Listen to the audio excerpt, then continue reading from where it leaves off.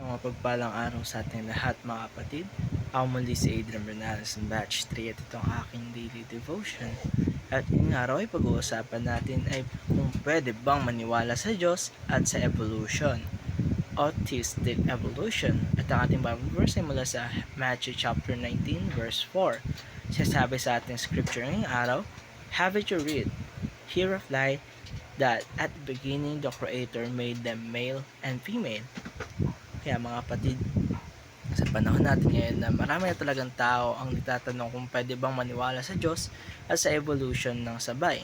At dito po papasok ang konsepto ng theistic evolution. Ito yung paniniwala na si God ang nagpasimula ng buhay pero ginamit niya ang proseso ng evolution para gawin yon.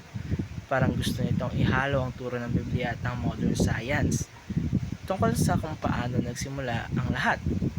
Pero kung ating titignan ang salita ng Diyos, malinaw niyang ipinahayag kung paano niya nilikha ang mundo.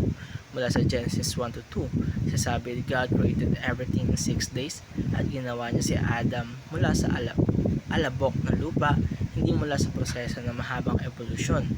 Ibig sabihin nito, hindi random o aksidente ang pagkakalikha sa atin. Tayo ang nilalang ng Diyos sa kanyang imahe, may purpose at may relasyon sa kanya. Ang problema dito mga kapatid sa theistic evolution ay kahit maganda ang intensyon nitong pag-isahin ng science at faith, ay nagkakaroon ito ng tendency na bawasan ang autoridad ng Biblia.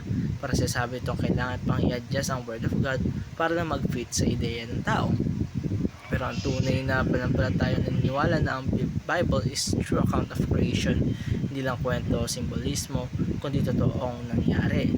At dito papasok ang ating mga mahalagang teaching ngayong araw. Una dito ay the Bible is a true account of creation. Ibig sabihin nito mga kapatid, kung ano ang sinabi ng Diyos sa kanyang salita sa Biblia, ay yun ang katotohanan na tula ng iba. Hindi niya kailangan baguhin o i-update para mag-match sa kung ano ang sinasabi ng siyensya. At pangalawa, the Bible affirms the literal Adam. Hindi si Adan ay isang simbolo lamang ng unang tao, kundi totoong nilalang siya ng Diyos.